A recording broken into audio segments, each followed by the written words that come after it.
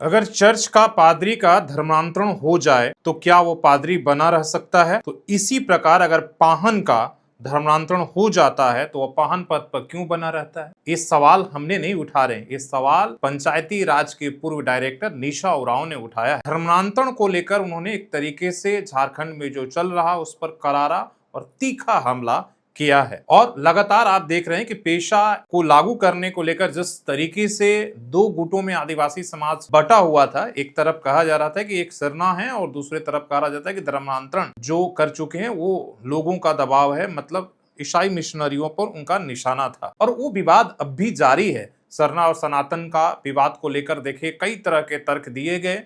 जिस तरह से निशा उरांव ने खुले मंचों से कहा कि सरना और सनातन एक है, इसके विरोध में तमाम वैसे बुद्धिजीवी जो एक तरीके से चर्च से संबंधित हैं या जो है ईसाई मिशनरियों से हैं, उन्होंने मोर्चा खोल दिया। उनका कहना है कि कहना एक तरीके से आदिवासियों का अपमान है।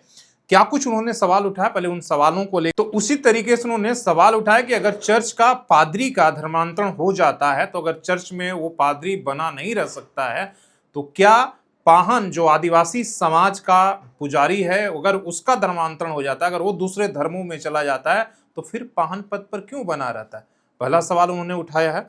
दूसरा, दरअसल पाहन को अपनी जिम्मेदारी के बदले पहनाई जमीन दी जाती है। इसी जमीन के लालच के कारण वो पद नहीं छोड़ पाता है। धर्मांतरण होने के बावजूद भी, दूसरे धर्म में जाने के बावजूद भी इस जमीन के लालच में वो अपना पद नहीं छोड़ता है और पाहन बना रहता है। तीसरा उन्होंने सवाल है कि उसी प्रकार अन्य पारंपरिक पद के लाभ के लालच में पद नहीं छोड़ा जा रहा है। उनका तीखा निशाना हमला हमेशा के तरह ईसाई मिशनरियों की तरफ है कि वो धर्मांतरण होने के बावजूद भी जो आदिवासियों का पारंपरिक पद है उस पर वो बने हुए हैं, वो पाहन हो या कोई अन्य।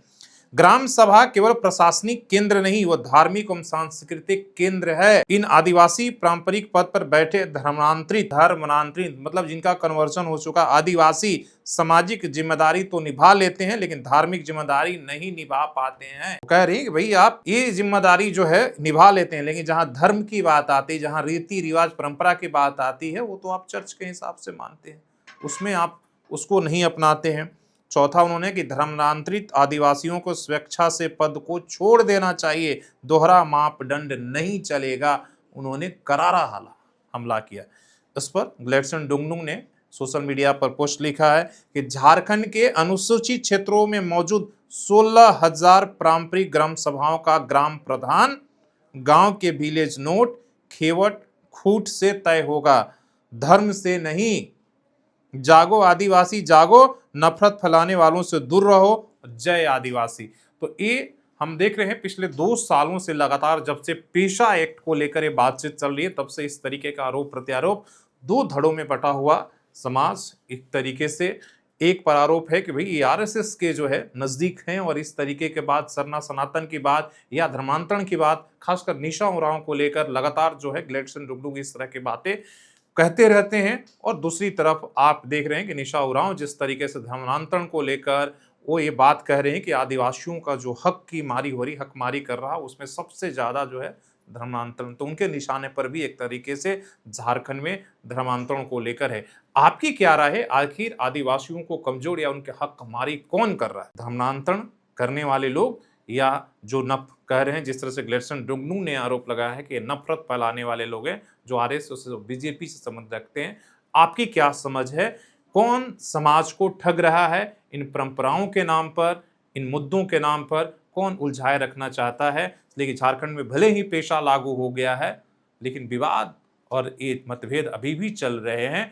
और इसको लेकर हालांकि सरकार एक तरफ से दोनों तरफ को साधने की भी कोशिश की और इसके बाद कैबिनेट से मंजूरी मिली, पेशा एक्ट को लागू भी कर दिया गया है, लेकिन विवाद अभी थमा नहीं है। दोनों तरफ से आरोप प्रत्यारोप जारी है। इस पर आपकी क्या राय है, आप बताइएगा। धन्यवाद।